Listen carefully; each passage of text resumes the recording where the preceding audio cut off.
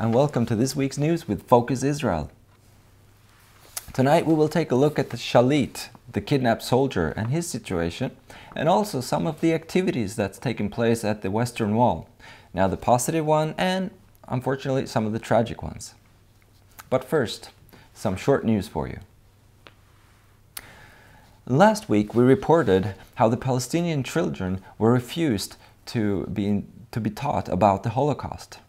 The UN spokesman John Gimb now seems to have changed his mind and does not support this idea anymore.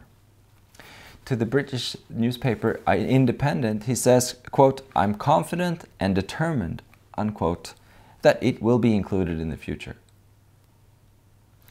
Speaking of the Palestinian children, in last week's show, Tomorrow's Pioneers, Nasur, which is the leader of the program and also a teddy bear, he says there will be no peace in this region until all the Jews are slaughtered.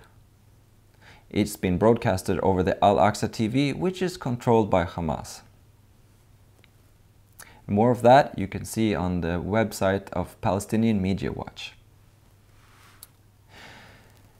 Jerusalem Post reports this week that the efforts in the talks between Iran and the West actually has some indication that Iran will allow inspectors to the newly discovered Qum reactor. The President of the United States, Mr. Barack Obama, he says, quote, "This is a constructive beginning," unquote.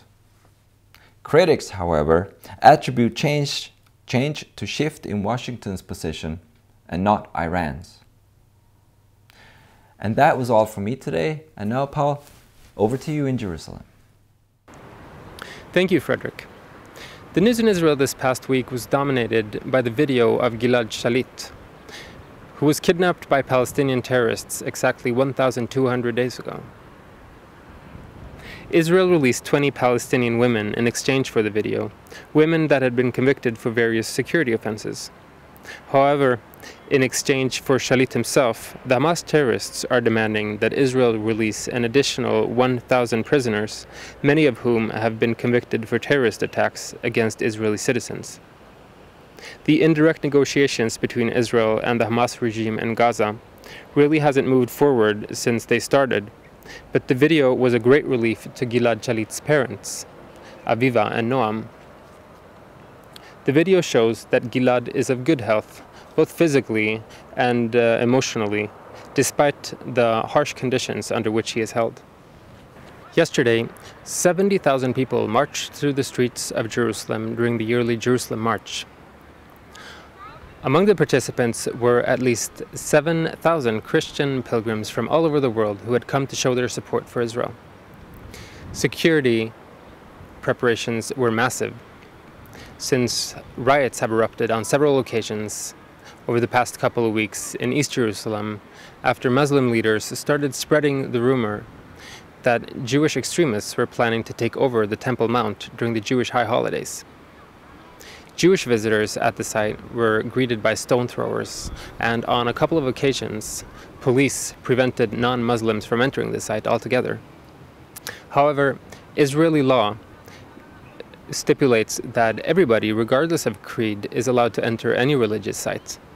This law is enforced everywhere in Israel, except for on the Temple Mount, which can be seen behind me, where non-Muslims, and especially Jews, only by grace are permitted to enter.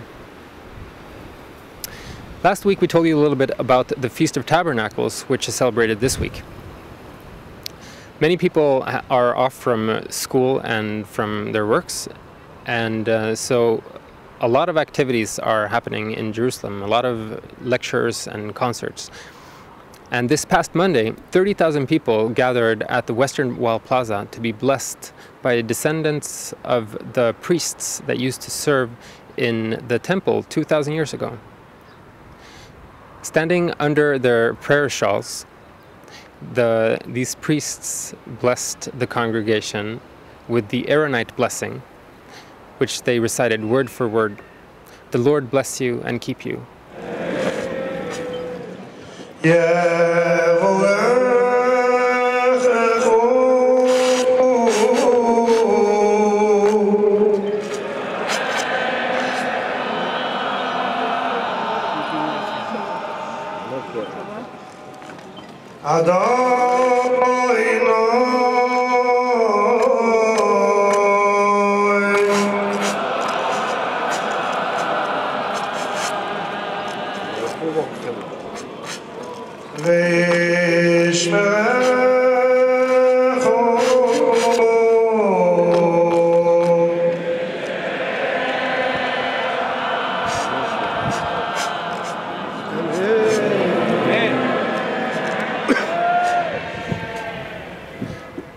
That's all from Focus Israel this time.